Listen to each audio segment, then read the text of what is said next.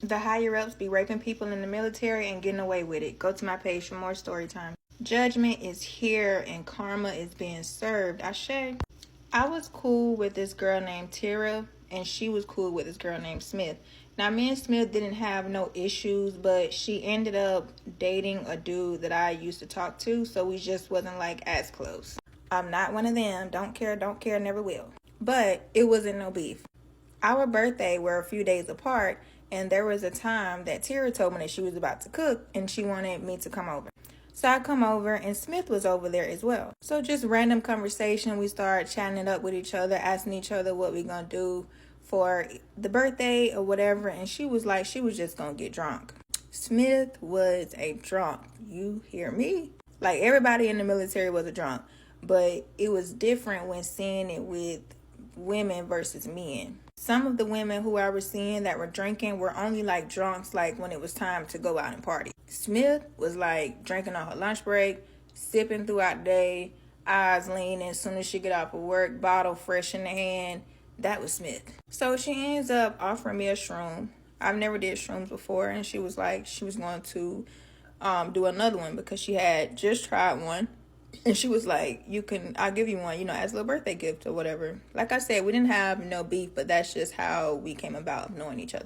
I did take the shrooms, but I ended up losing them. So I never was able to actually eat them. Thought I was going to have me a good time. Must wasn't meant to be. I thought I had left them on like my drawer. And when I went back for them, the day when I was ready to try them, I didn't see them. Still haven't found them. Anyway, so, I just asked Smith, like, hey, why are you actually, wanting to just drown yourself out for your birthday? My mom never gave me a good birthday. That was purposely. But the point is that once I became an adult to celebrate my own birthday, I always made sure that I celebrated myself. And it wasn't actually about, like, the actual age and birthday thing. It was just about seeing how far I had overcome with what I was dealt with.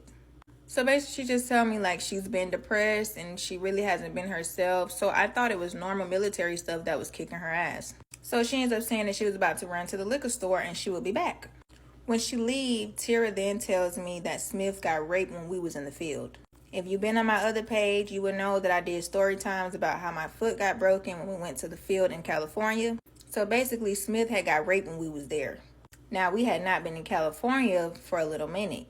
So she had been holding it in for a long time. And I do remember a time where I saw two white, like, they weren't cops, but they were like investigators of some sort.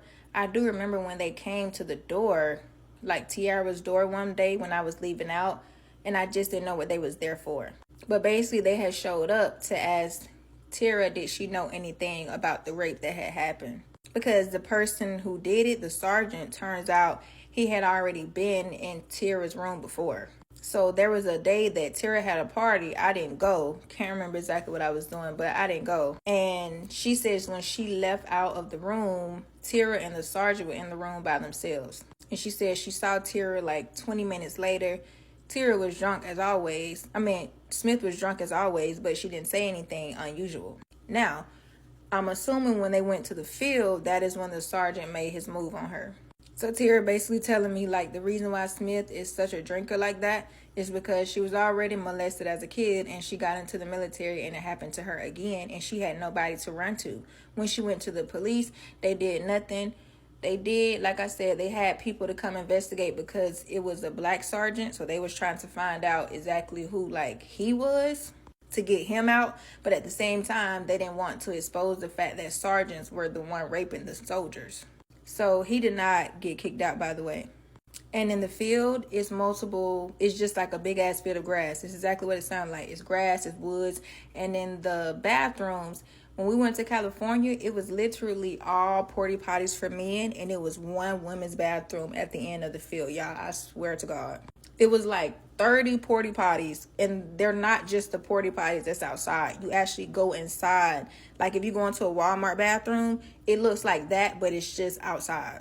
And it was like a long line of it because all the girls were so pissed that they had the queens walking to the end of the fucking line. People literally used to hold their pee into the morning because the walk was so long from where we slept. We used to be scared. Like, I'm talking about not drinking nothing before we go to bed. Like, we some damn kids because we don't want to have to get up. But throughout that time that he was in that field with her, he got her alone and he took advantage of her, and she had nobody to run to. She filed for compensation. They denied her and they kicked her out. She went back to reapply, and they are now paying her for PTSD. That's it. But that's what they like to do. Once they take your money, take your energy, they like to dispose of you, and they like to throw you a little hush money. From my understanding, Smith still has not told her story to this day.